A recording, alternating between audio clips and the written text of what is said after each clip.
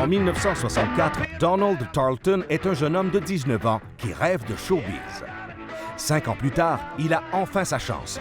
Il est mandaté pour organiser un spectacle avec le groupe rock Steppenwolf et la vedette de l'heure au Québec, Robert Charlebois. You know, it was very interesting how I got promoted my career in the music industry. Ted Blackman was a famous Montreal radio personality and newspaper personality, and he was a great music enthusiast. And he had reached a point where he was coming out of that phase, got more into sports than music, and so I traded him. I gave him a set of my golf clubs, and he gave me his record collection. He never broke 100, and I went on to make a few dollars in the music industry. One of the things I started with several other agents and promoters across Canada was a thing called Music Confederation. And the idea was that we take our top bands and exchange them back and forth to each other. Bands from Toronto would have a place to play in Montreal and Vancouver and Winnipeg, and likewise bands in those cities. And we built a pretty good circuit of bands and artists and musicians. And that was at a time when we all fought to try and get legislated radio. The CRTC created an industry because suddenly these local bands who have been now traveling across the country had a way to market and promote themselves because their records that they were making were being played on the radio station. It was always a battle with radio programmers to get them to play Canadian content. Legislative radio was one of the great decisions of all time in the music business. I'm just starting out in the business. I get a phone call. It's a guy from Montreal. It's the famous and infamous Donald K. Donald. He says the following. I got this band, Whackers, they're coming to Vancouver. Can you get them a dick? I thought I was talking to Donald Duck. How this guy went on to build an industry himself is just totally beyond me. But he did, and you did, Donald. You deserve it. You've done 10 times what most people in this country have done. Good for you. If he's promoting Barbara Streisand, he's an impresario. If he's promoting Bryan Adams, he's just a promoter. But I tell you what, Donald, if anybody deserves the Builder Award in this country for what they've done in music and entertainment, it's you, my friend. In your over 50 years in the business, you were certainly very instrumental in helping to build the great music industry we have in Canada today. Congratulations, Donald. I often think of you because the golden times of Supertramp were definitely when we were teamed up with you, and when it was such fun. It was just an amazing time.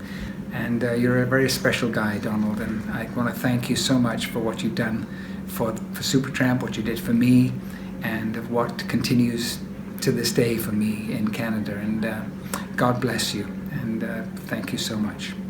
There's some incredible stories about Donald, all of which will be in the book, but one in particular, when we first had a chance to open for a couple of his big shows at the Montreal Forum, he had promised us that he would bring us a souvenir. And after the second night, he came in the dressing room. Great show, guys, terrific. You guys are fantastic. And he left. And when he came back in the room a second later, he said, "Oh, I knew. I forgot I was going to get you guys a souvenir. All I could get you was Guy Lafleur's hockey stick."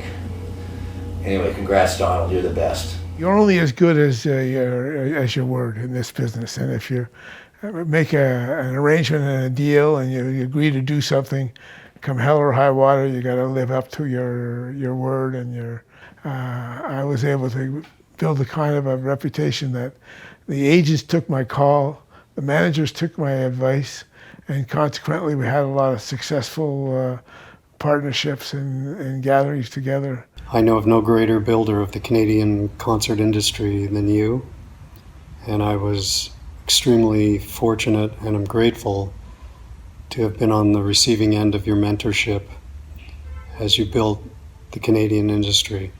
You're the last of a dying breed of a real promoter, an old school promoter, which is good. It's been a pleasure and a privilege of my life and my career to know you for the past 30 years. From booking bands in high schools in the mid-60s to one of the top promoters in the world, and certainly the Rolling Stones thought this, you've done it all. Now, if my memory serves me right, You also got involved in the cereal business for a little while. Donald K. Donald cereals. I happen to have a sample from that period. Yes, there it is, the DKD cereals. Donald also was involved with other people in the Toronto music industry, like Chris Taylor, with whom he started Last Gang Records. He also went into a joint venture with Jeffrey Remedios in a company called Arts and Crafts International. Here in Montreal, he financed and invested in a company called Indica so that Franz and Kyria could take their artists to a whole different level. All the Bee Gees shows I did were very meaningful to me. The greatest achievement was participating in the Pink Floyd show at the Olympic Stadium that did its thing. Then, of course, the Rolling Stone tour and having the privilege to work with Michael Cole in Spain. Donald took me under his wing. I had no idea how to run a business or what to do or what to make in this entertainment industry. I just knew that I wanted to participate, and Donald took me under his wing and helped me to understand and see a future. We became a great team together. Without him, I could never have been successful. Congratulations, Donald. It's stars. Amy and Evan here to tell you that you made our career happen. We wouldn't have this gold record without you. We love you so much. Take us golfing. Congratulations on everything. We are honored to be a part of your career. We are honored to have been on Aquarius Records, and we're honored to be your friend. So congratulations, you deserve it. And thanks for always letting us do what we wanted to do. A lot of Canadian labels at the time, they were telling us to sound like more popular Canadian acts. So we really appreciate the freedom that we were given as artists, and thanks for signing our bad side projects too. You built relationships, and that's the thing I was most impressed with. The thing I take away all these years later is your ability to make people want to work with you, to feel like they're the most important people in the world. I was so sure the path to success for me was through Donald Tarlton. I actually moved to Montreal, worked out of his office for 2 years, tried to learn everything I could learn from him. So much of the success of Arts and Crafts I owe to his mentorship and guidance all through those early years. Yeah, I spent some formative time in Montreal under Donald's care, guidance, tutelage, and mentorship. Every time I was with him, I just tried to stay quiet, get him talking. Every time he'd open his mouth, I'd learn something. Plus, he'd tell some pretty legendary stories along the way, too. Congratulations, Deke, on this well-deserved award. We first met on Sum 41 back in the early 2000s, and what a ride we had. I'm so glad we made your decade. Then we moved on and we started Last Gang Records, us against the world, with bands like Metric and Death from Above 1979, Crystal Castles, Mastercraft, and a bunch of other records I'm pretty sure you never listened to. But you were there with investment and enthusiasm, and you're the best partner anybody could wish for. Celine Dion was the hardest working lady I ever met in show business. She spent all night signing autographs after a concert. She treated her fans with such respect. The greatest entrepreneur that Quebec ever had, of course, was the late, wonderful René Angelil. And René taught me so much about show business. But the most important thing he taught me was the importance of finding your market and giving your market what they want and doing it in an economic way and doing it in a sincere and meaningful manner.